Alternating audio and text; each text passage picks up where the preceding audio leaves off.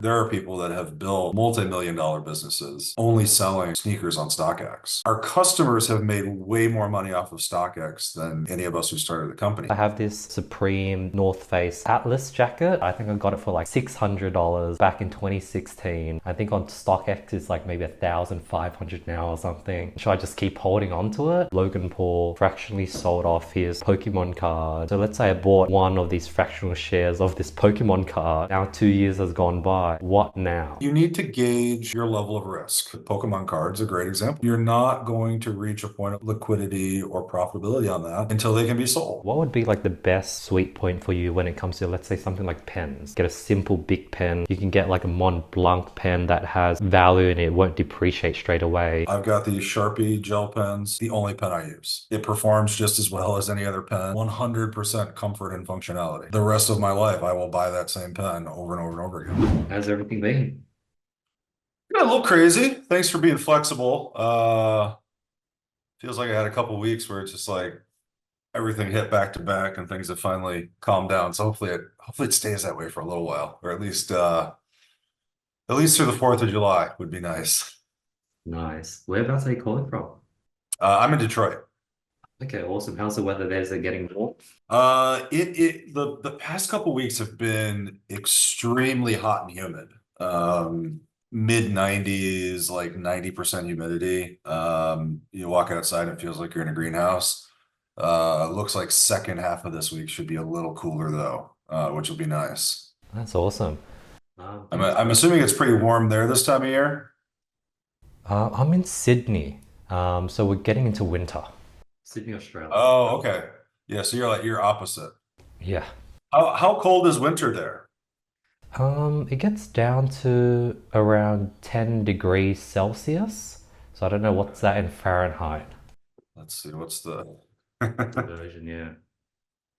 that is it's like 50. That's like nice weather here. Oh, no way. Yeah, we don't. Let's see. I'm gonna see like our typical like low in Detroit. So it'd be like minus 12, minus 15 Celsius, like cold days here in the winter. Oh. So that means it's definitely snowing. Yeah, the northern US gets super cold in the winter. Very cold, snowy. Winters are brutal. It's like half the year, and then the other half of the year is just hot and miserable. So it's like, take your pick. There's always like a few weeks in spring and fall that are super nice. But yeah. And then drinks, do you guys have AC and heating for both Yes. Oh circumstances? yeah. Yeah. You like you have I mean some people don't. I mean everybody has to have heating. Though I guess I know like a couple people in Southern California that don't have heating. But even there, like there's nights where it gets cold enough where they they certainly regret not having heating. Hmm. But in Detroit you need both because the range is so extreme. I mean, at a minimum, you would always need heating. And air conditioning is definitely nice to have. I would go crazy without air conditioning though. Like I would not be able to sleep. It's like especially the past couple weeks, it literally feels like you're walking into a greenhouse. Yeah, I was always wondering, like, in situations like that with central heating, is it on 24/7? Like, can you wake up with a t-shirt and get out of bed? Oh yeah, yeah. Oh. Yeah, I mean, basically, like, so there's a few different, so some people have like radiators. Most people have forced air furnaces, so it's blowing hot air through vents. In my house, I've got a boiler with steam radiators, so you can see like right behind me there. Hmm. That's one. So I've got those all over the house, and they're great because it's super clean. It's not blowing dust around. But yeah, basically like 70 degrees in the house, Fahrenheit all year round, which is very comfortable. And then that would mean there'll be rooms that no one's in, whether it's the living room at night, but those rooms will still be warm despite no one being there. Yeah, so there's a lot of wasted energy, because essentially when you're heating the house, you're heating the whole house, nonstop. But also there, like even though there is like some energy waste there is a need for it because you also don't want the big temperature fluctuations because paint will start to crack, plaster will crack. It's not good for the structure if the temperature is constantly fluctuating. So, in the summer you keep it cool, and in the winter you keep it warm, and basically keep it one temperature all the time. That's awesome. Chris, tell me about those painting, those photos, those artworks you have in the back, like the computer one and um, uh, the guy with the. Yeah, so let me see if I can give you a slightly better. So, one is a original Apple Think Different ad poster with Jim Henson from the 80s. And then on the other side, that top one is an original schematic for the Apple IIe computer that Steve Wozniak signed. And then on the bottom is the original Mac OS icon that was designed by Susan Kare, which I think Steve Jobs paid her like $50 or something. But that's a signed print from her. So I've got some Apple slash Jim Henson memorabilia. That's so cool. Have you always been a collector? Like I love to collect interesting things, and it's kind of all over the place. I've got a small watch collection. I feel like I have a lot of like tech history stuff that I think is interesting, and like vintage design books, and kind of like the things I'm interested in. I tend to collect. Do you think the goal with StockX is eventually hit those different markets? Like right now, it's I guess a lot of streetwear, sneakers, designer clothes. But do you see it branching out that far? So some of it, yes, but when you look at kind of how we built the model for StockX and how it works, the things that are sold on StockX still need to be produced in somewhat of mass quantity. And typically the things that do well on StockX are mass produced in limited supply. So, things that are produced in thousands or hundreds of thousands that sell out quickly and then sell for a premium on the secondary market. The problem with the model for more like one of one collectibles is it's really difficult to determine market price. You don't have a lot of historical market pricing. And from a verification perspective, it's way more difficult to determine like the piece behind me, like is it actually a, you know, Apple ad from 1986 or 1987, versus something that is mass produced today, and there's a lot in circulation. There's, benchmarks that, you can look at from a verification perspective to actually see if something is real. That makes it way easier, and that tends to fit into the StockX model a lot better.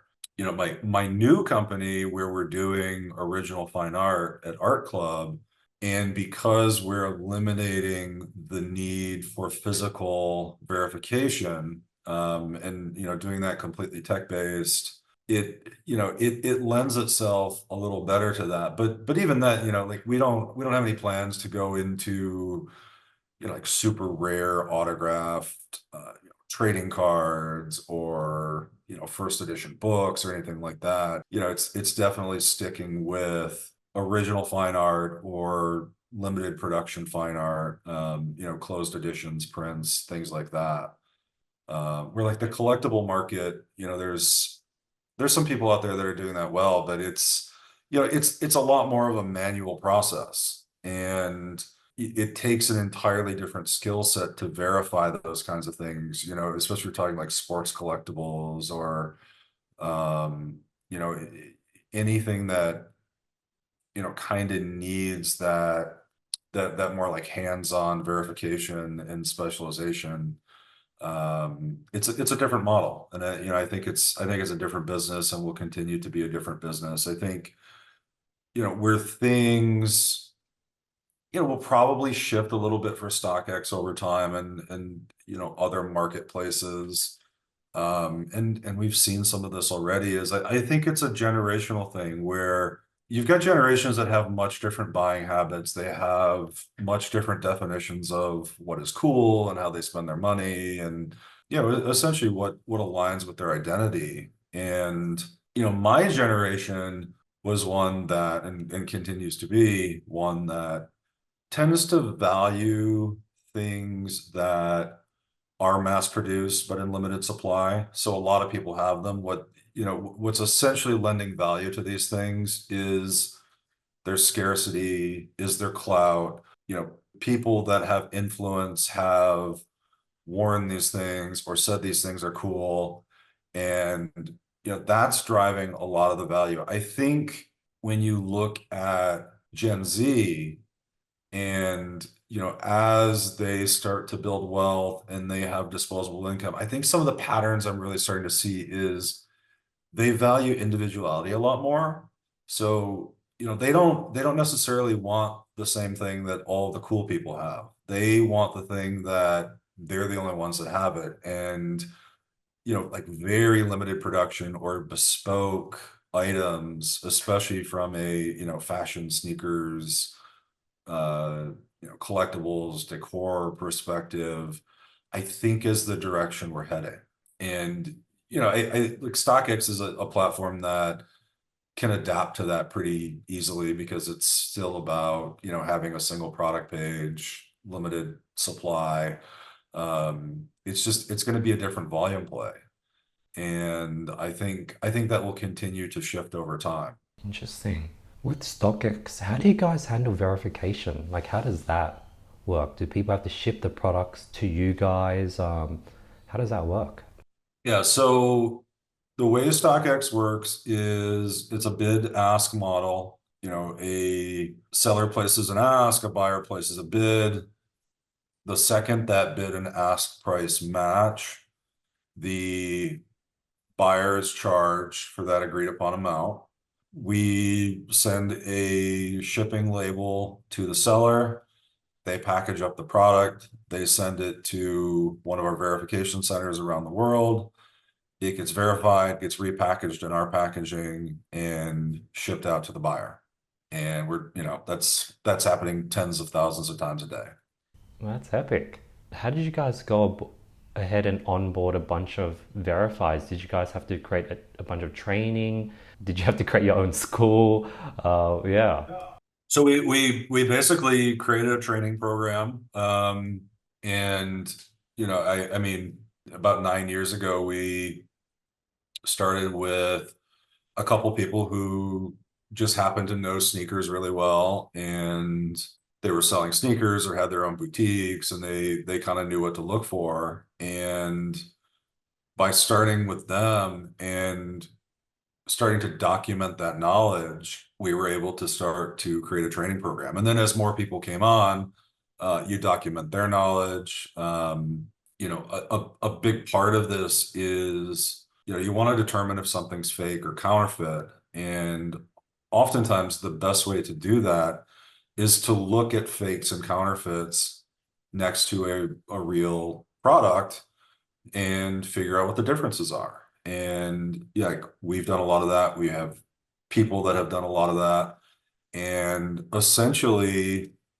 have created a, you know, digital book or manual that outlines every little detail to look for in every single product that's in our catalog. And, you know, we'll tell people what, if they're not super familiar with the product, all that's documented, they can, you know, essentially use that as a guide.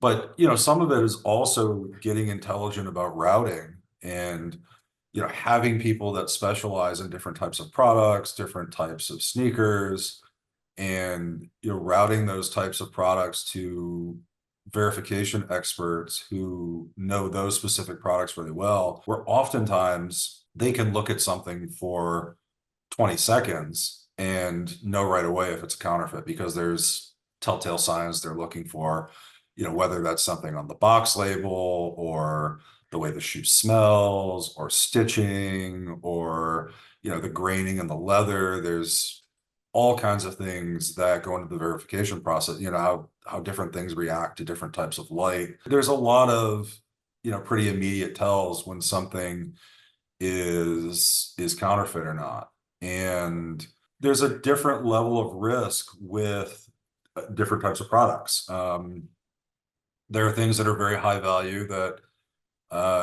sell at high volume, they trade at high volume, there's a lot of product moving, there's a lot of opportunity for profit in those products. Those are the ones that you need to be super careful about, and be 100% sure that it's a real product, because there's a far greater likelihood for some of these products that they actually are fake. And then there's other things that the risk is much lower. There's a lot of products out there where it just would not be financially viable for someone to put the effort into counterfeiting. There's just not enough movement in the market, not enough money to be made.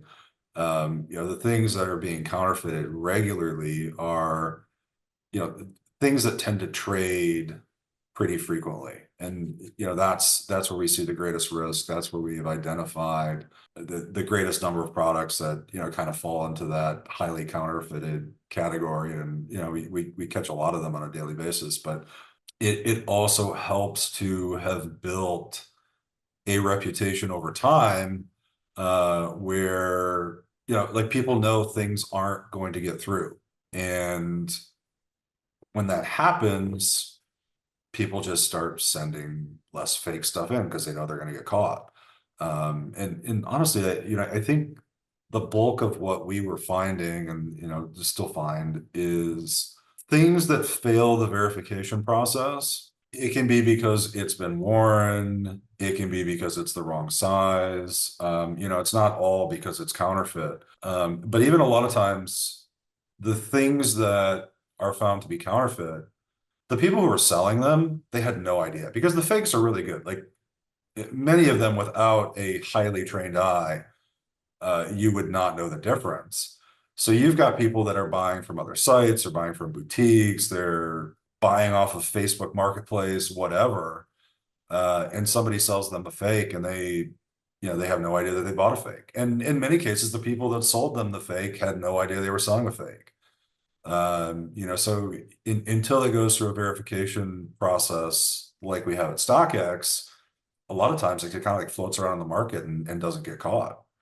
And the most common response when something fails verification is often like, I had no idea.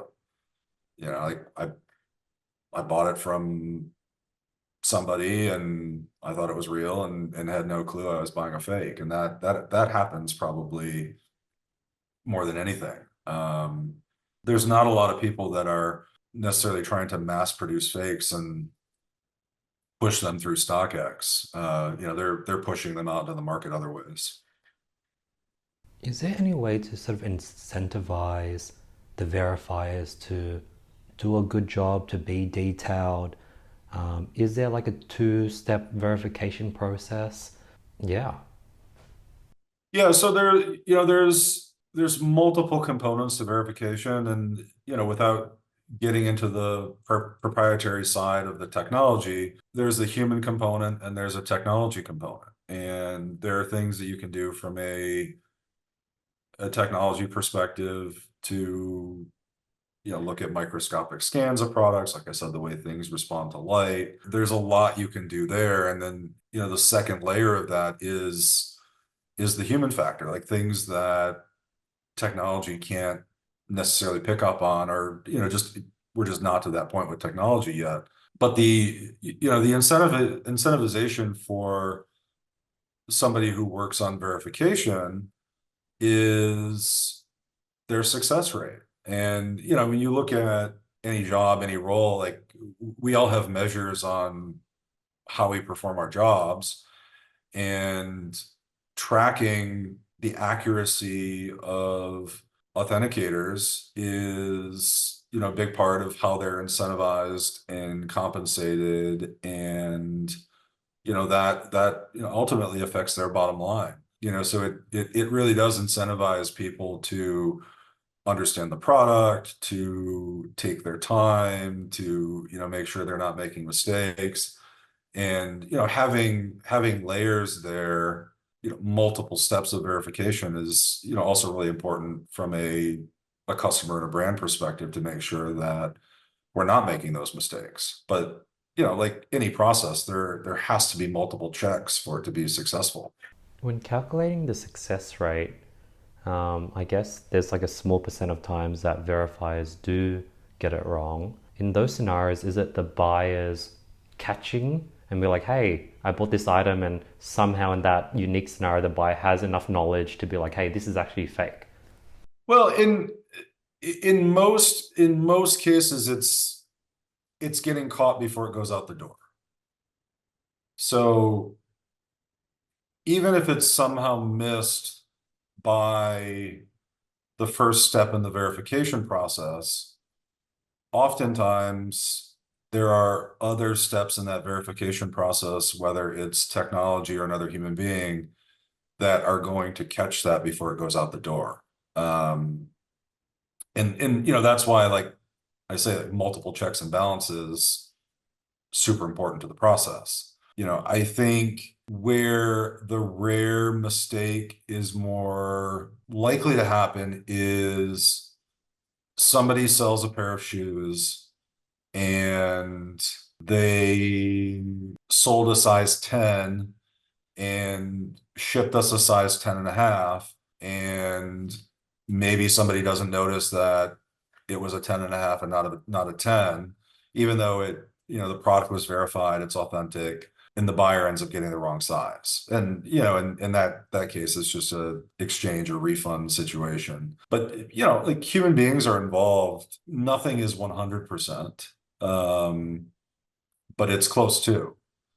And, those kind of mistakes are always remedied. And, something obvious like the wrong size is going to be very obvious to a buyer, which a very small fraction of the time can get missed in a verification process, because the focus is very much on ensuring that the product is real.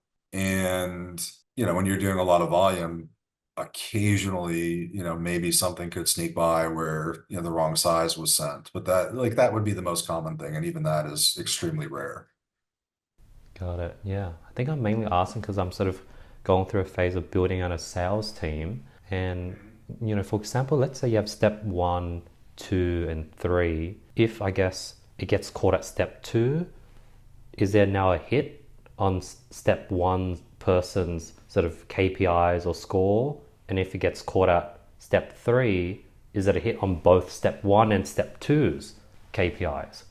Well, yes, but I think if you have a situation where you have multiple checks in place and you are failing as a business on multiple checks, you need, like, as a leader, you need to start to look at the process. And you need to, and like, there's exceptions. Sometimes people have a bad day and things can get missed, but for the most part, if things are getting missed at multiple points in a multi-step verification process, you really need to look at things from a leadership perspective, from a process perspective, because to me that says that this is not the employee's fault. This is, we're not giving them the right data. We're not giving them the right guidelines. We haven't put the right checks in place. We haven't trained them properly. So that if I'm seeing multiple things fail at multiple points of failure, that's when I really start to think about, okay, like, there's something wrong with our process. There's something wrong with our training. There's something wrong with our knowledge base, the way we share knowledge.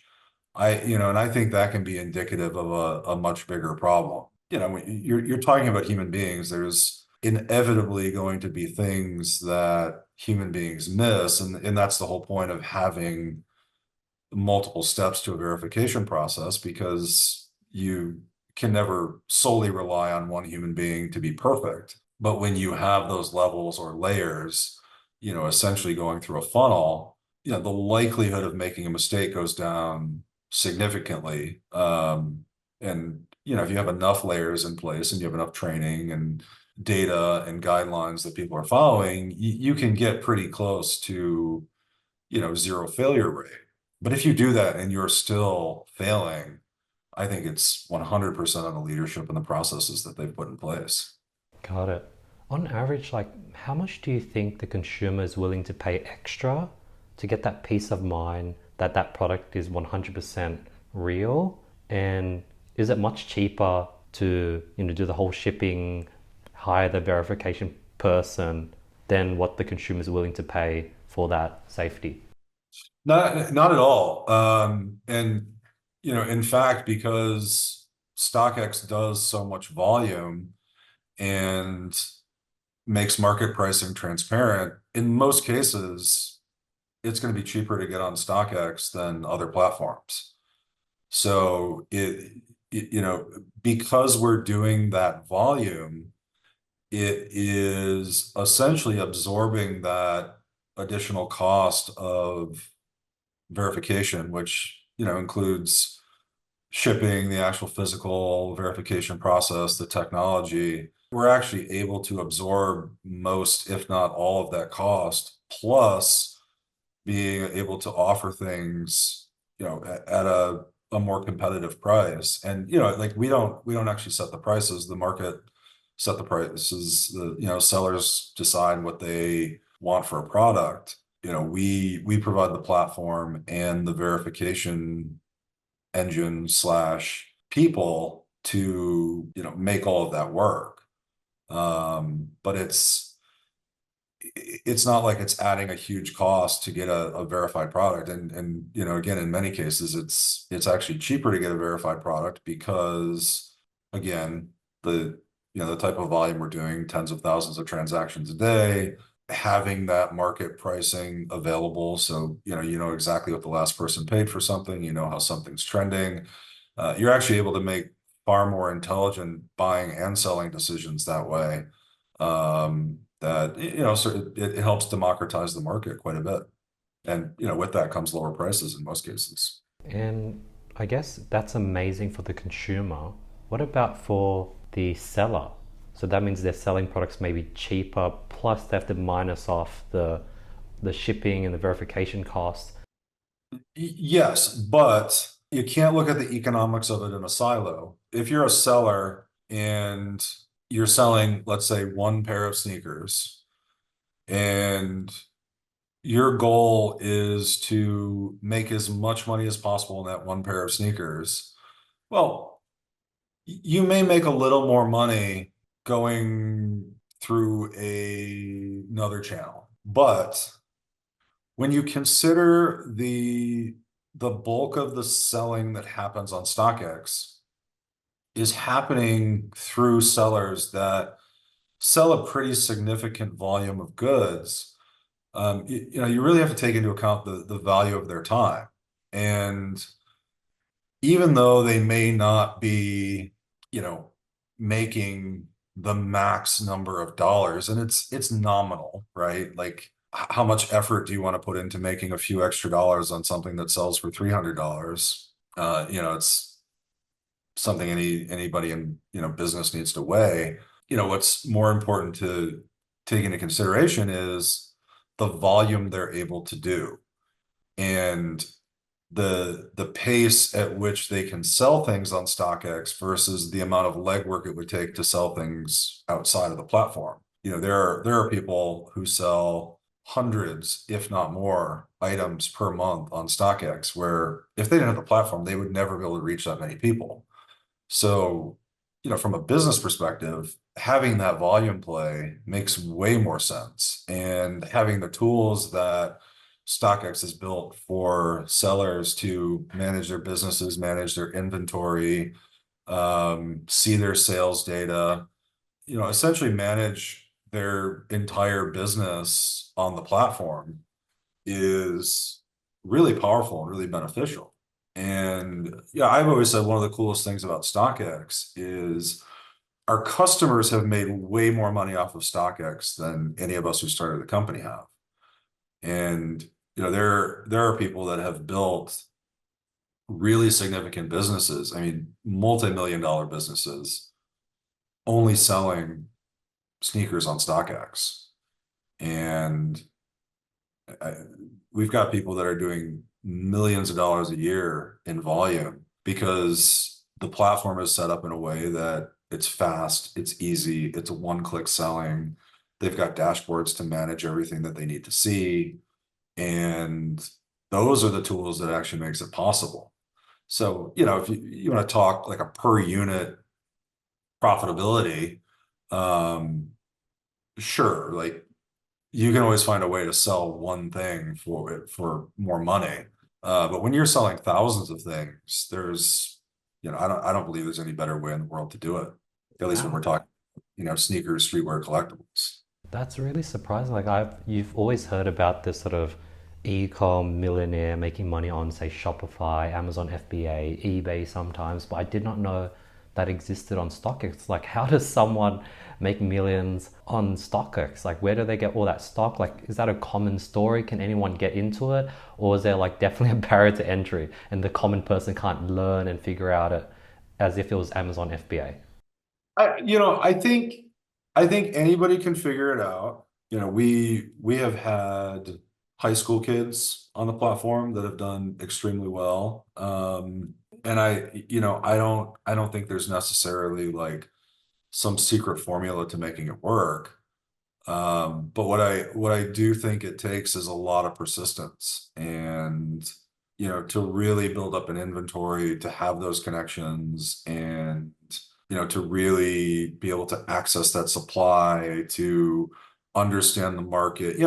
Some of or a good deal of what goes on, from a business perspective on the platform is arbitrage.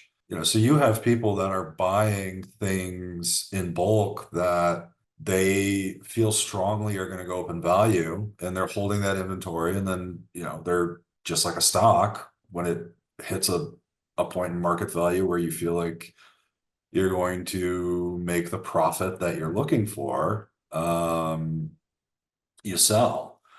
And, like it takes some work to learn that, and it takes some work to, figure out why things go up in value. What's the cultural or historical significance of things. And, not everybody has that skill set or that, and, there's probably some intuition involved, but I think largely it's all learnable if you're willing to put in the time and effort and hustle enough to make it work. But it takes a lot of time and dedication, and you need to build pretty significant amount of knowledge to make it work. But it's not unlike any other type of business. It's just a lot of time and effort and persistence, and I think you can make anything work. And we've seen that with our sellers. Some of them have huge warehouses, and some of the product they're getting, I will tell you, like, I have no idea who their connections are, what their connections are, how they've done it, but they've gotten scrappy and they've made the right connections and they've figured it out and they've built very successful businesses doing it. Yeah, that's what I was gonna ask. Like when I was around 2016, when I was like 17, 18, 16, I was like really into the whole sneakerhead, the hype beast game, and I was part of all these Facebook groups, and you'll get these guys that would honestly constantly pop up after every launch, every new Yeezy, and they'll take a photo of like them having like 50 pairs, and all the comments are like, how'd you backdoor it? I guess that was the keyword, backdooring. And like, like they have a relationship with like a store owner, and did the store owner just bulk sell them a part of their stock at a above market price, but then wouldn't that store owner get in trouble? But then, so I'm like thinking like, how do these people sort of backdoor? What is backdooring? I've always been curious to know. Would you have any more insight than me? I mean, you pretty much just described it perfectly. Um, and for a long time, there was a lot of backdooring going on where Nike or Adidas would allocate a certain number of sneaker releases to, authorized retailers. And instead of those products being put on the shelf or, going directly to retail, like exactly what you said was happening. Somebody had a friend and they had a connection and they were buying all of those products for a slight premium, taking them out of out the back door. The manager of the store, whoever was involved, was, probably taking some kind of kickback. And those people were turning around and selling those products for a premium. And, I think it's less common today because the manufacturers have done a pretty good job, essentially coming down on that and keeping an eye on that and being way more involved in how those products are allocated, how they're sold, when they're sold. If you're looking at sales data and everything sells on the same day, or before the store even opens, well, maybe a red flag. Um, but the manufacturers have gotten way more involved in cracking down on that kind of stuff and, making that kind of behavior more difficult. And, I'm not saying that it doesn't happen. I'm sure there are still plenty of times when it does, and, people find ways to circumvent the rules or the processes. And, anytime there's money to be made, people are going to find a way, around things to make money, whether it's ethical or not. You're always going to have people that, find a way to exploit the system. But that has become significantly less common these days. As we move more towards e-com and I guess these big brands doing less store releases, less sending out the products to authorized dealers, and sort of they just sell it direct to consumer through their website, how do you think that affects sort of like the resale market, affects the market in general? Do you think it's a good thing? Is it a bad thing? Any thoughts there? Well,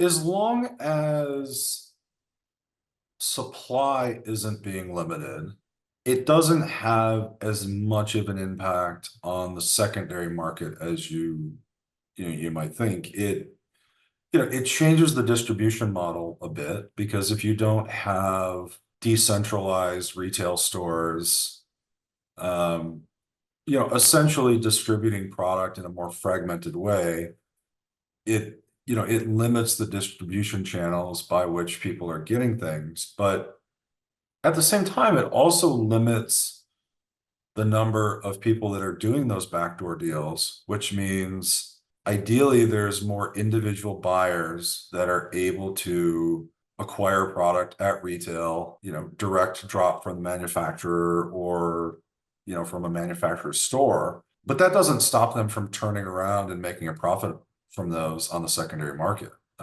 So I may be able to buy one pair, at retail at a Nike Saturday drop and still turn around and sell it on StockX. What it really does is it decentralizes that business model, or I should say centralizes that business model a little bit more, because you're coming from a centralized distribution source, and you have less fragmentation, but it's not changing the value of those things. The only thing that would change the value of those things, and this is something that Nike's done in the past, and I think they found that it wasn't a good business strategy, was basically saying, okay, if things are selling out at retail, then let's produce more. And what happened then was things weren't selling out because there was enough supply for everyone. But it was also doing a lot of damage to the brand, because something that really builds brand awareness and this desirability for manufacturers is the scarcity. It is the fact that people are paying a premium for their products. It is a fact that people think that they're cool because they're hard to get. And the second you restructure the market or you're manufacturing in a way that you're increasing supply and, essentially manipulating demand at that point, what people thought was cool before is no longer cool because it's not cool to have something that everybody has. What makes things cool and desirable is scarcity. It's hard to get. It's unique. There's limited supply. Very few people have them. That's what creates that demand and that brand hype. So, I think the manufacturers have gotten a lot better at embracing that. And I think there was kind of a curve too, where there was a long time where they knew it was really good for the brand and they, they didn't necessarily embrace the secondary market, but they knew it was there and I think they knew it was good for them. And then there was this theory that was like, well, if things are selling out and then going on the secondary market, we're leaving money on the table. So they kind of reversed that a bit. But when they did that was nobody wanted the product anymore. If I can walk into any Nike store, Foot Locker in the country, and what was once a rare pair of Jordans is just sitting on the shelf, like nobody's fighting to get that anymore. You want the things that you have to hunt for. You want the things that you have to pay a premium for that are hard to get or that you could sell for a premium. Not the things that are selling below retail. And when you oversaturate a market, that's exactly what happens. And I think there was, probably a 24-month period where we saw a lot of that happening. But I think that has started to be put in reverse a bit. I think they're, backtracking on some of that philosophy. Because ultimately, like even if you are leaving money on the table, there's value in the brand and you don't want to sacrifice that either. Because I've been like out of the sort of space for the last 7 years.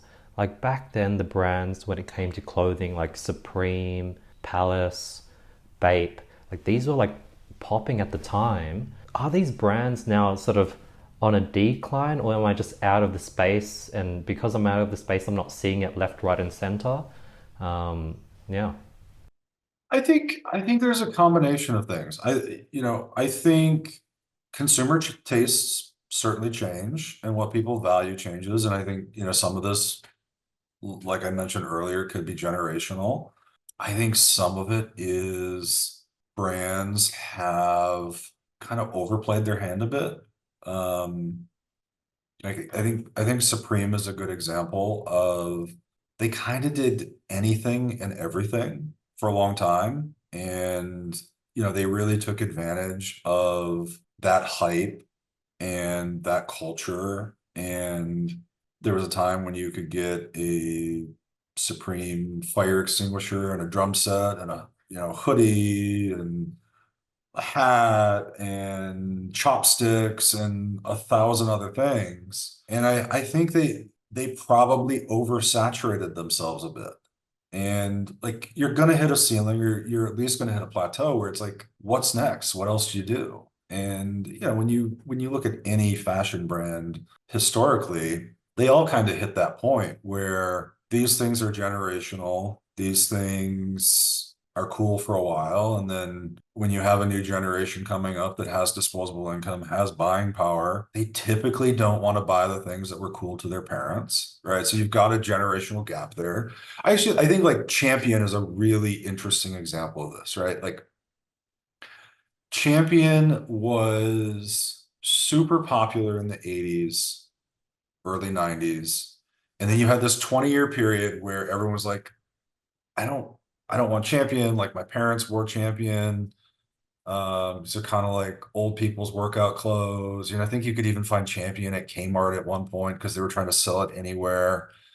And they lost that brand hype. They lost their demand, and there was no clout in Champion. And then About a decade ago, I think we started to see that reverse. And I think some of these things are cyclical, or a lot of these things are cyclical. That's a really good example of a brand where, you saw the decline and then, suddenly there's this uptick again where it feels cool again. And, it's always been relatively high quality goods but perception is everything. And, when we're talking about Supreme, Palace, Babe, Fear of God,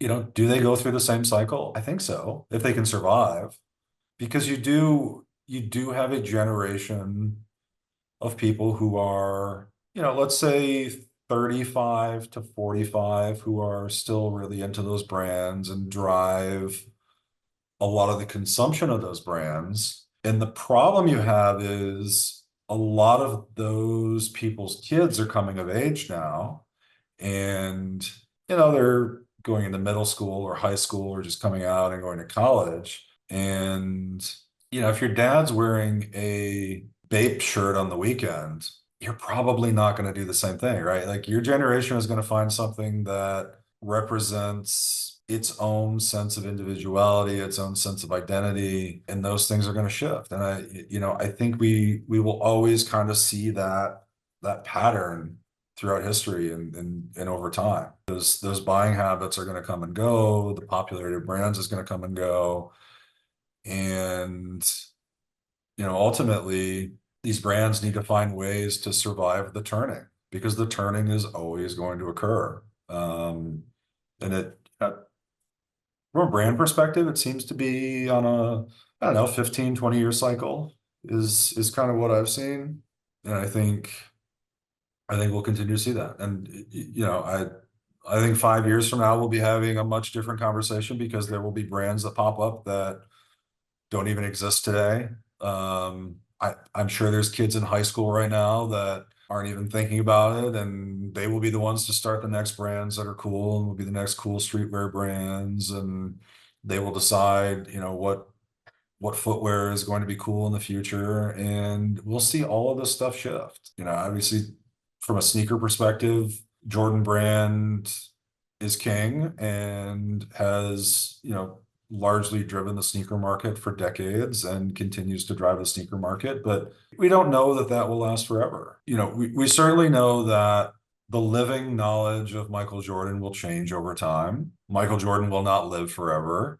People's understanding of Michael Jordan will not be the same forever. You're not always going to have a generation that grew up watching Michael Jordan and the Bulls and the championship years, and there's nostalgia tied into some of this. I think we may see that shift a bit over time too. And it's hard to say how long that will take, whether that's 10, 15, 20 years. But behavior will certainly change. And you absolutely get to a point where you will have a generation in the not too distant future that will have no memory of Michael Jordan whatsoever. And you'll have a generation that didn't even live during the same time frame as Michael Jordan. And it'll be interesting to see, how does that change the brand perception? How does that change the brand desirability? And it's hard to say. It's hard to say what that legacy will be, what that continued, brand desirability and demand will be.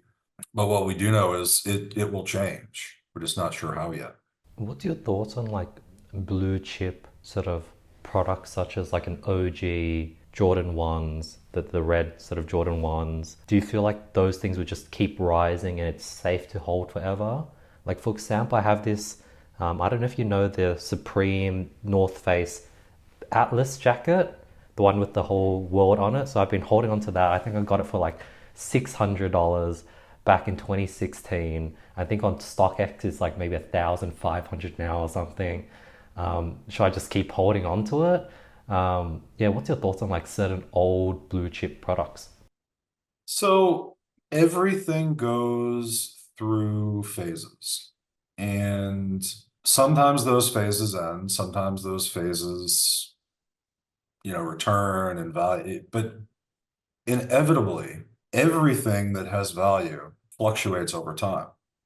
Everything's desirability fluctuates over time. And, there are certain things that if they're one of one product, if they're game worn, essentially, if we're talking about like a game worn pair of Jordans that are a museum quality piece, like those will always hold value and will always go up in value because they're always going to be a really good store of money because they're not going to get any less scarce and they're going to hold historical value. But if we're talking about things that have value now only because people think they're cool and they were produced in limited quantity, but there's no inherent historical value to them, we can almost guarantee they're going to hit a peak in their pricing and will go down at some point or crash completely because people's preferences change, people's tastes change. And I think historically you can look at almost any brand, any product, and that has happened. Now, if you've got something where you can make a 60% return on what you paid on it, is it a good time to sell? I don't know. Like I've seen some things go for a 500% return or more. It's really hard to say. But what I can guarantee is the bubble on everything will burst at some point. Everything can only hold value for so long. You look at the Beanie Baby craze in the 90s, there were people that had Beanie Babies that were thousands of dollars. And I'm sure they thought the value of them would continue to go up forever. In a lot of those cases, like you can find those things for pennies on the dollar at garage sales today. Will that North Face Supreme jacket be the same 20, 30 years from now? Like quite possible. And there's going to be a point when it will hit its peak price, and you will not know it's at its peak price until it goes down. That's the risk in any market. That's the risk in anything we invest in. You don't know where the peak is until you start to see the decline. What I kind of tell anybody is if you have something of value that you want to sell, like, would you be happy walking away with the money that it's worth today? And, if that's the case, it's usually not a bad practice to take the guaranteed money because outside of that, it's gambling. Any kind of speculative short-term investing is gambling and will, always will be. And, there's some people that make a lot of money that way and a lot of people that get burned. Some of it's trusting your gut. Some of it's just, and maybe the biggest part of it is just knowing when to be happy with what you've got and taking the money and running. And, I don't think that only applies to individual products. I think that applies to companies, to brands. Everything is going to go through cycles. Everything is going to have turnings. Everything will have peaks and valleys. Ultimately, the best investments over time are going to be the ones that have those peaks and valleys. But, at the end of the day, you can draw a line up and to the right and it's going to correlate to that data. But it's so hard to predict what that's going to be. And it's so hard to predict what's going to be cool 10, 15 years from now. And the reality is the things that are going to be cool don't even exist yet. We don't know what they are. Someone hasn't invented them yet or came up with the idea or started that brand. And, there's probably hundreds of clothing companies that launch every week. And most of them we'll never hear anything about. So it's some of it's luck, some of it's intuition, some of it's hustling and working your ass off and getting brand recognition and connecting to the right people or getting the right people to support your brand. But there's no guaranteed formula for success. And it's just like startups. There's no guaranteed formula. Yes, you need to work really hard and put in a lot of hours and make good decisions. But even then, like you can make the smartest decisions in the world. And, if you're not in the right place at the right time, you don't make the right connections, you don't have the right market fit, things in the world around you don't congeal in the right way. You can put in more hours than anyone ever and still not succeed. There's so many things outside of your control that still need to come together. And I think like that's, the biggest part of it is realizing when there's an opportunity and going after that opportunity at the right time. And I'd say 30% of it is smart decisions and hard work, and 70% of it is things that align that are completely outside of your control. I think what takes a business or an idea from that point to being something really, really big is when you hit that point where that 70% of all of these things that are outside of your control align, really stepping on the gas, really learning how to be smart about being risk tolerant and taking some chances, because you got to be able to take advantage of that upward trajectory. And if you don't, you might have a nice lifestyle business, you can support yourself fine, but you're never going to build anything that has a significant impact on the world, if that's what you're looking to do. And even that I don't recommend for everybody, because it's a certain lifestyle and there's sacrifices you have to make, and you could debate all day if it's worth it and what's more important. But I think it's what motivates an individual, and what's right for one person is not right for another, and ultimately it's do what's going to make you feel fulfilled, and take advantage of the opportunities when they're in front of you, because you are not guaranteed another one. Was Art Club, your new company, catalyzed by a few certain things aligning, as you sort of talked about? What catalyzed you to sort of start this new company? Well, first it's identifying a problem, which I think is the biggest thing, and for me the biggest reason to start a business. And the problem that we have identified is that the art market is broken, and the way the art market is structured is antiquated. And it's been the same way for about 70 years. There's a gallery model that takes about 50% commission on most artists' work. You have a small layer of galleries and auction houses and collectors at the top that essentially get to say what's cool and what's of value. And that significantly impacts an artist's ability to make a living, to have a great career, or essentially be a starving artist. And unfortunately, because it's structured this way, because it is so centralized, it is so top heavy, it means that most artists end up being starving artists. And even some of the most successful artists I know, they're still doing gig work on the side to pay their bills. They're doing DoorDash or driving for Uber, because they're not selling enough art to make a living. And in many cases, the art they are selling, they have to give 50% of that sale to a gallery. So we want to solve for that. We want to democratize and decentralize the art world.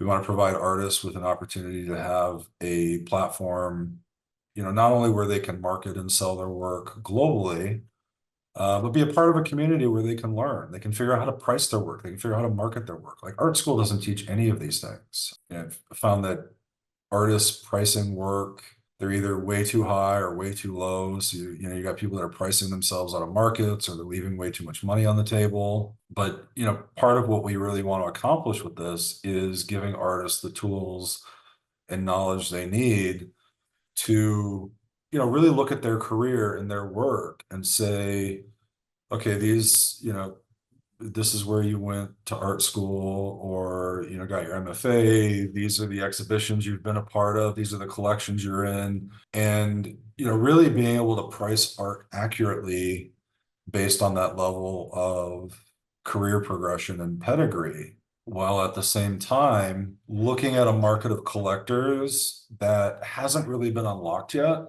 And on the collector side, what I'm really excited about is there are billions of dollars a year being deployed on what I would classify as wall decor, mass-produced, machine-made.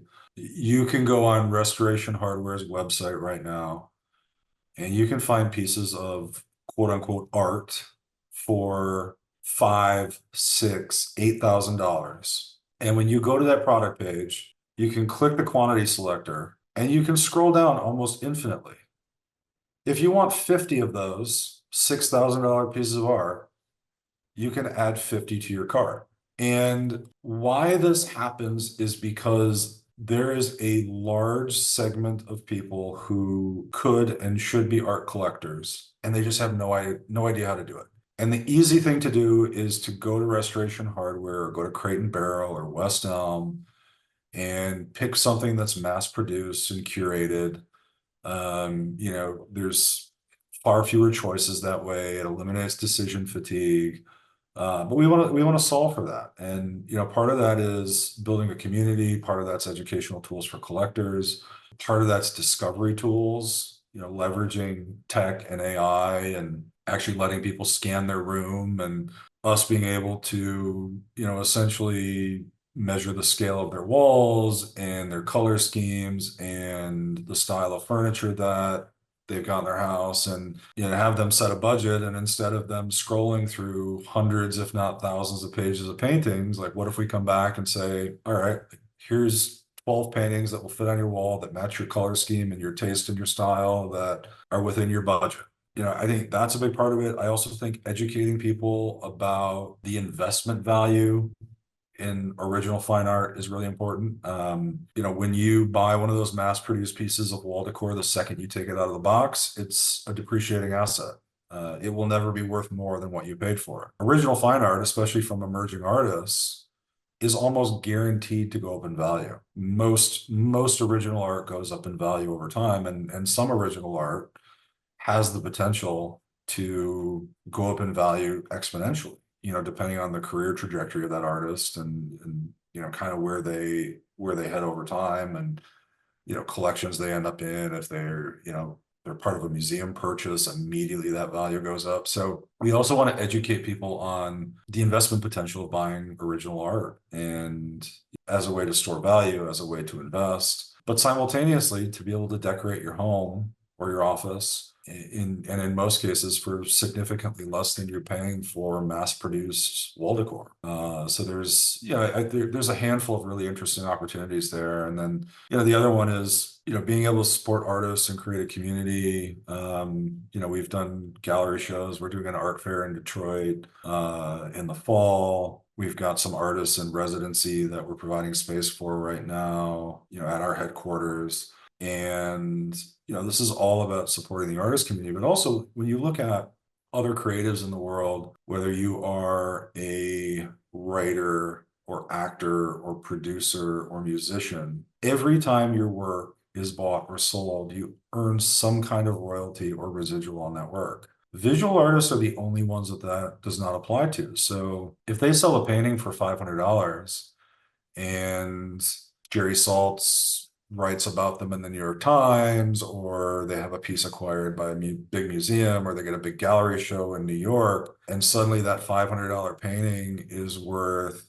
$30,000, and whoever bought it turns around and sells it for $30,000, that artist, in most cases, still only has the original $250 because half of that 500 went to the gallery. They walked away with $250, and they're still eating ramen noodles and driving an Uber. Yet somebody else made tens of thousands of dollars in profit off the work that they made. So building a royalty system into the platform where artists would be able to essentially earn residuals every time their work is bought or sold, and us keeping a digital record, essentially a certificate of authenticity, a digital scan of that work that can be used to authenticate the work, stored on the platform, lifelong chain of ownership of that work, and giving artists the opportunity to earn residuals every time that work is bought and sold is a huge benefit to artists. But at the same time, for a collector, having that transaction handled for them, having the buyer have peace of mind that that piece of art they're buying is authentic and actually has value that can be verified. It's really important on both sides. With that sort of chain of ownership and sort of artist residual, how does it work if a product is sold on a different marketplace? Does that all of a sudden break the chain and now it's sort of like a sort of going off on its own? It would break the chain, but from an artist perspective, The second you break the chain, you no longer have the opportunity to earn royalties or residuals. So there's very little incentive for an artist to break the chain. And for a collector to break the chain, they would likely still have to pay some kind of transaction fee, which would likely still be higher than what we have modeled out for Art Club. They would have no chain of ownership anymore. They would have no digital certificate of authenticity, and it would be very difficult to prove the value and the authenticity of that piece for both tax and insurance purposes. So the risk of going off platform to make a few extra dollars, and in most cases you probably wouldn't actually be making more money, unless you found a buyer that you were going to sell directly to. And you know, if you're an individual collector, when you think about if you're going to do it that way, well, where are you going to market it? Where are you going to find that buyer? You're not going to put up a high-end, high-value piece of artwork on eBay or Facebook Marketplace. Even if you did, you'd have buyers who would be extremely cautious about buying it. So we're pretty confident that the risk of people going off platform is pretty low, because we've modeled it out in a way where our transaction fees are going to be significantly lower than other platforms. We're probably going to end up in the 15% neighborhood. Other online platforms are 30-35%. Galleries are, on average 50%, but range anywhere from 40 to 60%. So it's, I think it would be really difficult to compete with off platform. And I don't think there's a lot of incentive for people to go off platform to do that. Got it. Talking about like collecting, what's your thoughts on sort of Bitcoin, NFTs such as CryptoPunks, Bored Ape Yacht Clubs, the blue chip sort of NFTs? Yeah. You know, I'll start with crypto. I personally got out of crypto, I don't know, probably a year or two ago. There is so much uncertainty, but also so much potential for upside. But it's just like I don't personally have the appetite for it. I would rather risk making a little less money, but also not risk, potentially losing everything. I think there's a lot of risk involved there when, things are not backed by anything physical. They're completely intangible. They're 100% based on speculation, which is kind of like a lot of the way the stock market works, but the mechanics are a little different. But at the same time, I think it's an interesting economic vehicle, and I think there's still potential for people to make a lot of money in it, especially people that have stuck with it long term and already have. NFTs, obviously they were really popular for a while. It was all the hype, everybody was doing it, and last 18 to 24 months has really died down a lot. And I think what we're seeing is NFTs lacking utility, where, when it's literally just a limited edition digital product that is stored on the blockchain, it is really difficult, one, to establish value for that, two, to prove value, three, to, create demand for value going forward. I think where NFTs could be way more interesting is if they had some kind of tangible asset that they were tied to. And the things that I think of is, what if I could buy an NFT that is the page of a best-selling novel? And yes, I have the digital copy of that. And, I don't know, maybe it's page 200 of The Grapes of Wrath or something. But I can also say that I am the intellectual property owner of that piece of creative. I think the same thing could come into play with music, where, if you own a few lines of a song, or you own 2 minutes of a super popular movie, because then you have a distribution model in place where essentially every time that work or that piece of creative is bought and sold, you have the same type of residual model where it's like, well, if I own 0.1% of The Godfather. Every time it's distributed and residuals are paid, I'm getting 0.1% of those residuals. So there's, like there's a tangible investment mechanism or vehicle in place then. And, I don't think anyone's quite figured that out yet, but to me, one, from an investment perspective, it's the most interesting way to use NFTs. And two, just from a collectible perspective, how cool would it be to say you owned part of your favorite book or your favorite song? I think there could be a lot of value there. But I think the key to that value is it needs to be a singular piece of creative or music or literature or film, where NFT art is really difficult because anything digital can be mass produced, and anything digital that's purely digital isn't tied to a master. And that's why when you talk about like fractional shares or investing, like using NFTs and blockchain to essentially manage fractional ownership of music, art, film, literature is way more interesting to me. And I think the same thing where, like, if you're going to own a fractional share of a physical piece of art that has value, can be liquidated, can be bought, sold, you can earn money over time. To me, that's a way more compelling investment model and mechanism than essentially creating a digital piece of art that essentially one person has the key to. One thing And that that's just my gut. Yeah. One thing that I sort of struggle to understand when it comes to fractionalization, for example, I think a year or two ago, Logan Paul fractionally sold off his Pokemon card. I don't know if it was like 100, 1,000. So let's say I bought one of these fractional shares of this Pokemon card. Now 2 years has gone by. What now? Like, is there going to be someone willing to buy my one fractional share? Can I actually look at the Pokemon card? Where is the Pokemon card even stored? Can Logan Paul keep wearing it and sort of act as if he fully owns it? Yeah. Well, it's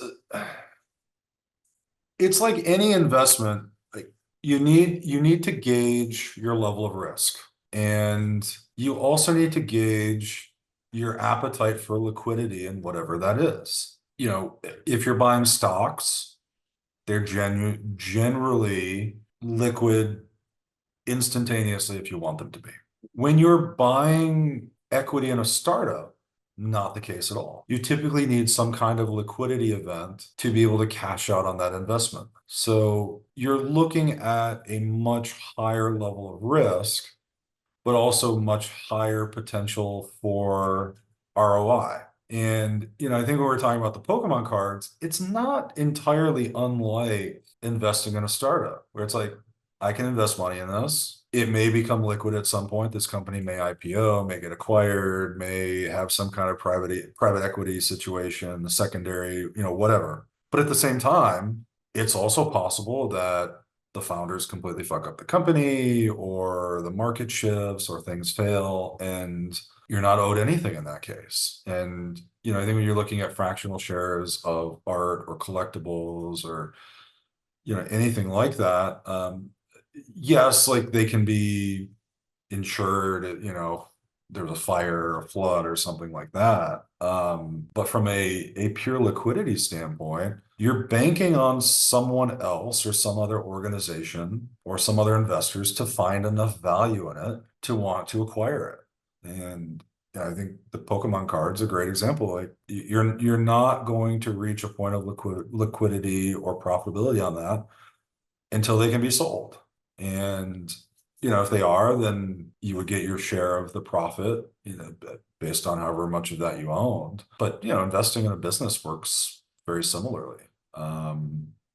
If it succeeds, you'll get your cut of the percentage. And if it not, if it doesn't succeed, you walk away with nothing.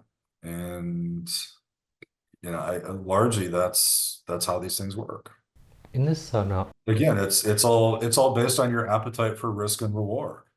in this scenario of you investing in a startup, it's selling, the startup being sort of legally obliged to sort of give you your cut of the sale. When it comes to NFTs and fractional ownership, is there still that same legal tie? Like, is there a possibility that, say, Logan Paul privately sells the Pokemon cards and no one knows about it and he doesn't pay everyone out? Is there a legal tie there, just like in a business setting? Well, I mean, there's certainly a legal tie because there's a contract in place. You know, in many cases, there aren't necessarily things that prevent people from violating a contract, but when they do, it's illegal. They put themselves at the risk of a lawsuit or you know, even legal prosecution. You know, they've broken the law. You know, they've essentially taken other people's money and stole it. But you know, I mean, going back to the startup example, look how many startup founders have falsified their financials and presented false research, presented false progress on a product or an invention or pharmaceutical or whatever it is in order to drive dollars from investors. And, you know, certainly they're profiting off of that when they do. But it's no different. Like when those people have gotten caught, they've ended up in jail. And, you know, like, yeah, there's consequences on both sides of it. But there's never any guarantee that you know, the people you're investing in or doing business with are always going to do the right thing. And, you know, that's a risk to weigh as well. If you're investing in the stock market, you know, that's why most people diversify to limit that risk. You put your life savings into Boeing and doors start flying off the airplanes and the stock price goes down. I mean, there's nothing to protect you. That risk is something you assumed when you decided to buy the stock. And I think part of that risk is understanding the fact that maybe not always will the leadership behave in the most transparent way. You know, not always will the best decisions be made by a business.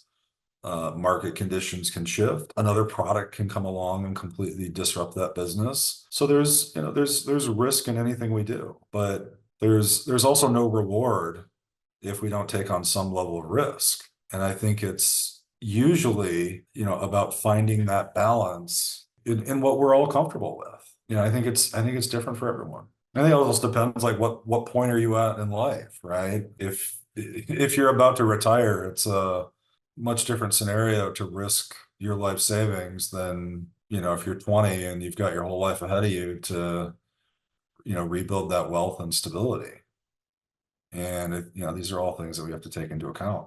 Talking about sort of risk, you know, I could definitely see the risk of investing in some old Yeezys or Jordans or Supreme box logo shirt, or on the other spectrum, there's like vintage cars. But there seems to be like a healthy in between when it comes to watches. Like Rolexes have consistently trended up and down on an upward trend. You can still sell a Rolex that you bought 40 years ago and it probably retained its value and gone up with inflation, if not beaten inflation. Yeah, watches are quite unique out of everything we've been talking over the last hour and a half. What's your thoughts there? Like, I guess there's the material value. It's an actual, there's like gold, silver. I guess that helps it, but it's somehow stayed pretty stable and less risky. Well, there's always the material value, though. You know, when we're talking high-end watches, far more of the value comes from craftsmanship and brand value. A Rolex doesn't tell time any better than a Casio. Um, but you know, there is reputation there that you're investing in. And you have to be depending on some level of scarcity because if Rolex had decided to manufacture 5 million of the same watch every year, would not have nearly the same value that, you know, it has in reality.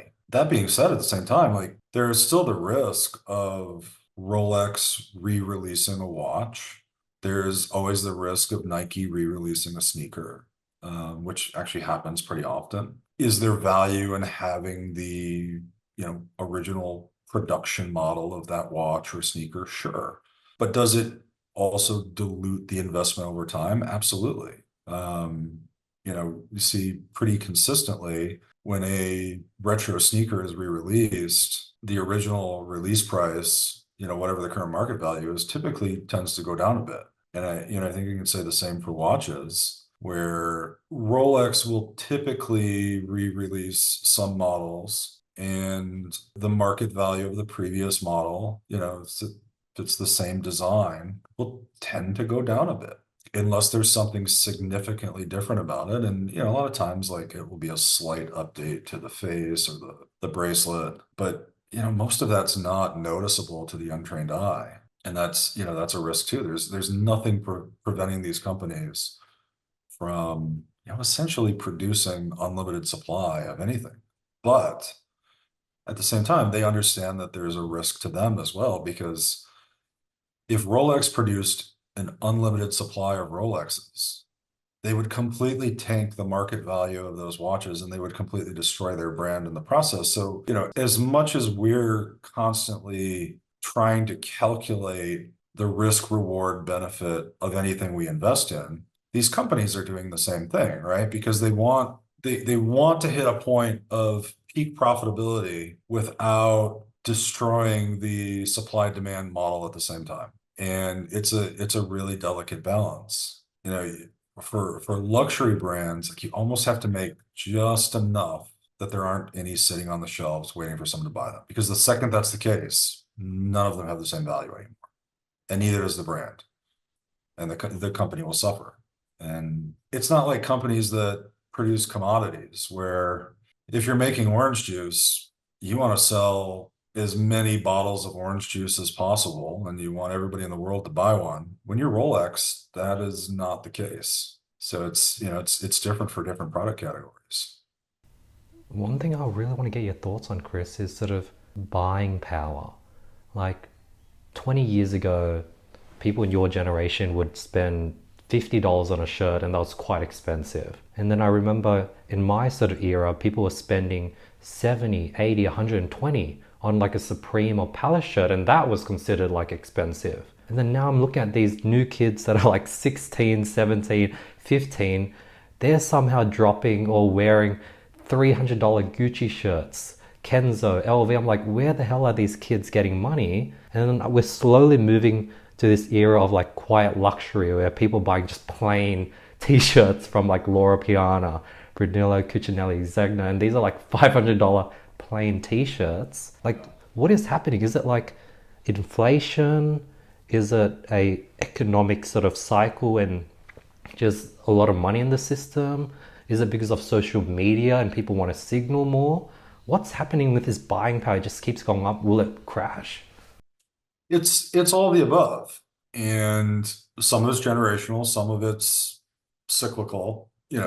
16-year-olds who are buying $300 Gucci t-shirts, that money's probably coming from their parents, I would suspect, at least in most cases. Some of it's just a shift in values. And a lot of it is like what people value individually, generationally. Some generations value experiences more and are more likely to spend their disposable income on experiences, vacations, travel, things like that. Some value, essentially the status that material things bring, and that's how they spend their money. I think my parents' generation far more valued stability and owning a home and cars, and that's what they spent their money on. But when you look at the generations of today, and the generations that are kind of coming up right now and are building disposable income and wealth, the motivation to buy a house does not seem nearly as prevalent as it used to be.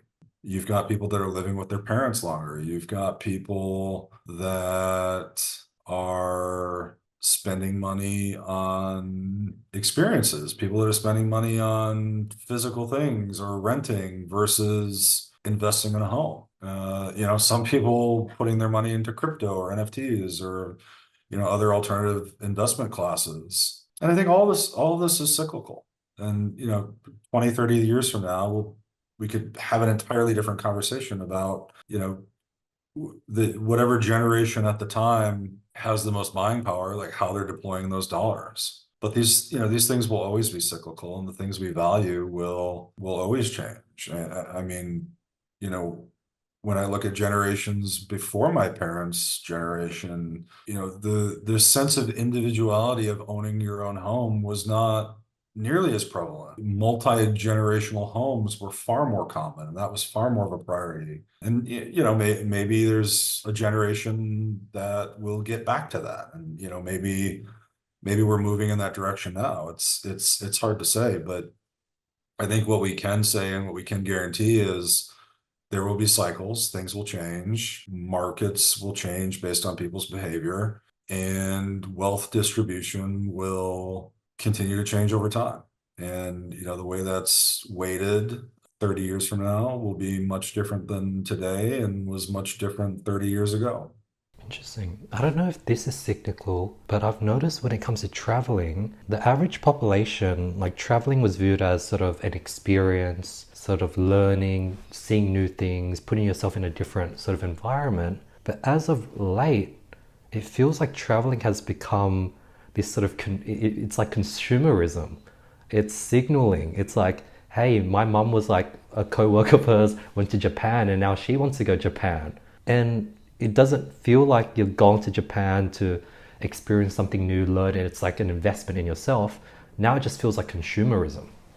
Well, it's the new flex. And I mean, I largely blame social media for all that, right? People travel and end up looking at an entirely new experience through their phone because it's all about the videos and the photos and getting the likes, and it's just an unfortunate reality, and it's not going to last forever. But generationally, it's what people value right now. Last thing I want to get your thoughts on, Chris, is what's your thoughts on replicas? Like it sort of ties into that signaling, ties into sort of, I guess, the economics of sort of different valued goods. Like replicas are getting so good nowadays. You still can get that same signaling effect from buying a replica. Yeah, what's your thoughts on replicas and that whole market? Well, I think it accomplishes a goal for people who value that type of status. And the problem with it is, one, like as a society, we've decided to value these things, and two, we're what's the barometer for someone's integrity and someone's desire for authenticity? And not just from a product perspective, but as an individual. And I think there's some people that buy high-end products because they actually enjoy the craftsmanship and the quality, and there's others that they're signaling, much, much different levels of motivation. I think we'll see that over time too, because not every generation will continue to value, the status that comes with physical things and luxury goods. And there's this sort of blurred line of people really liking a certain item, a certain furniture, a certain sort of display piece. They just don't have the money to buy the real thing. They don't really care about signaling, but they just really like that product. And then they're like, I remember going in a conversation like, what's your thoughts on that? Is that okay? Is it? I think that's far less common. I think so much of it is driven by status. It's like people buying fake Instagram followers Mm. because it's the outward appearance is what's important to them, and how people perceive them is what's important to them. And unfortunately, that actually drives a lot of what people spend money on today. And we could have an hours long philosophical, psychological, sociological debate about why people do these things, and why people feel the need to fit in, or create a facade, or whatever it is. But that I think that like false sense of clout is what drives so much of it. For a while, it was like that trend was like people faking grades and making up fake degrees because they wanted that kind of level of recognition. And today it feels more like, oh, people are buying fake followers, or buying a fake Gucci belt, or whatever it is, because they're trying to show off, or they're trying to feel some sense of value.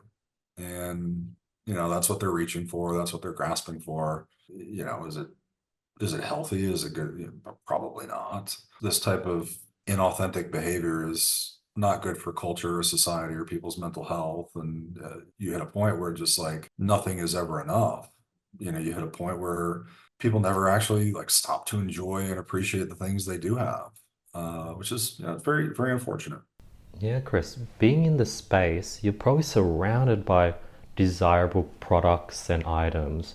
Are you sort of like jaded from it? Do you feel like you don't want to get things because you see so many people want to get that thing?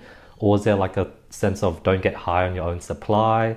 What's your thoughts given that you're in the space? Like, do you have a desire for sneakers? For me, it has caused me to be far more selective in the things that I buy and spend money on.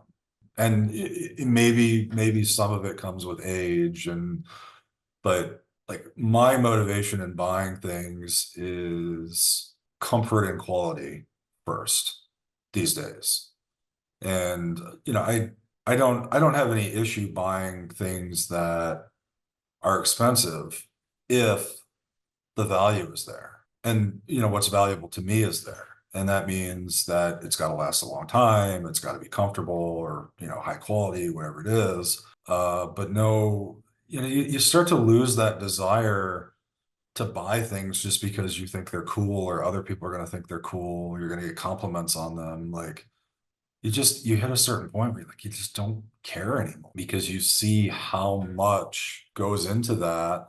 And at a certain point, it's kind of the same thing over and over and over again. People doing the same thing over and over and over again. And it just, I don't know. I think I value authenticity over anything else. And I think some of the people in the world that have the best, most creative sense of fashion, they're wearing things that no one else is wearing. They're wearing vintage goods. They're wearing homemade, handmade things that no one else has. And I think, that like that personal sense of authenticity and being true to oneself is way cooler than being able to walk into the Gucci store and spend $3,000 on a jacket. But that's kind of where I am culturally. Lots of people would disagree. Lots of people would find value in things that I no longer find value in. Given all your experience, Chris, I'd love to sort of get your thoughts on or hear if you have anything to share about any cool products that you really like that you feel are underrated. So for me, and I don't know, maybe this is like being in my early 40s. The things that I have found that are like really worth spending money on are like good knives, good cookware, good sheets and bedding, and like the things I actually use and enjoy using and spend a lot of time using, where there's actually value in the function. A good set of cookware, a good set of knives, in some cases can be thousands of dollars, but they actually perform way better than knives that are $50 or pans that are $50. And I think like to me, like that's cool. And like that's how I enjoy spending my money for the most part. Or on things that I just like. If I like the color of a pair of shoes, putting absolutely no consideration into are they rare, are they limited production, who else is wearing them, how much do they cost? And I mean maybe some of that was just being like immersed in this world for so long and getting to a point where I started realizing the value, like the real value in things and what's important to me. But, none of it is because I want to impress someone. It's because they're things I enjoy and I appreciate the craftsmanship or the design or, really like using them. And, that can be cars or art or watches or housewares or whatever it is. I think the best way to be authentic is to do things for yourself, not worry about what other people think or what other people want or, how other people are, essentially assigning value to you based on the things you own. So, for example, what would be like the best sweet point for you when it comes to, let's say, something like pens? You use a pen every day. You can go get a simple big pen that's like $5, $10. You can get something that looks and is designed more sophisticated. you can get like a Mont Blanc pen that has sort of value and it won't depreciate straight away. What's the sweet spot for you? Well, I mean, always functionality first. So I've got these Sharpie gel pens. You can get like a case of them for $10. It's like the only pen I use because it's light, it's comfortable, it glides smoothly. I like the way my handwriting looks in it. Like that's my priority. Um, it performs just as well as any other pen, just as any watch will tell the same time. But yeah, I mean that's one of those things that's 100% comfort and functionality. It's not fancy, has no status at all. Uh, individually, they're probably like $1 a piece or something like most people can afford. But I like them and I'm used to them, and that like the rest of my life, I will buy that same pen over and over and over again. Love it. Chris, last two questions I usually always wrap these podcasts with. One, any recent discoveries that you have implemented to your life? Time blocking has been a really big one for me. I think just, I don't know, as I've gotten busier, being able to focus on everything that's important. I think most of us have a habit of only putting like appointment-based obligations in our calendars. But I think that sets us up to neglect other important things in life. So if I want to be intentional about taking a walk or reading or any kind of self-care, I've started putting it in my calendar. And what I have found is as much as there are meetings in my calendar that I don't necessarily look forward to, I mean, some I do. There's others that, like, necessarily want to go to the dentist or go to a budget meeting. Having those types of things that you can actually look forward to in your calendar, I have found has been like super powerful for my state of mind, my mental health, my headspace. Even like scheduling a workout, I think is just a great way to make sure you actually do it. And you give those things the same amount of weight as everything else that's in your calendar, and they're just as important. So why wouldn't you? And you know, I'm not getting any younger, so I tend to forget things a little more often. So having everything in my calendar is super helpful, and it forces me to budget time too, which is good. And the last one is any personal goals or focus for the next 6 months? I just finished my MFA at Cranbrook last month. I've got about 11 months to go on my master's in learning and organizational change at Northwestern. So, finishing up my capstone there, continuing to build out Art Club and, just staying open-minded, keeping a growth mindset, constantly trying to learn and become a better leader. And those are constants for me. And I think at any point in time, most of those things are going to be on my 6 month roadmap. Love that, Chris. Chris, where can people get more of you? Yeah, you can follow me on Instagram. My handle is Kaufstagram. I'm Kauf on Twitter.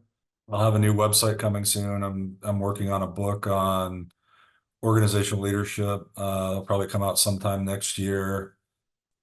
Places like this podcast, all good sources. I'll link it all in the description below. Thank you so much for your time today, Chris. I love how, you're such a wisdomed collector. And I can definitely, you have so much wisdom in collecting, and your sort of philosophy has definitely changed over the last 20 years. And I can sense that. And I love how real and raw you are. And I also loved how we're able to sort of dig into the psychology of like collecting, and you're just like, you're like a real, like you're really into it, sort of understanding the psychology, not only a simple supply and demand, but like signaling phases and trends. And it was such a fun conversation. So thank you so much for your time today. Yeah, thanks, Andy. I really enjoyed it. Thanks for having me. Awesome, guys. If you made it this far, hopefully you guys got some value from today's episode, and I'll see you guys next week on another episode. Peace.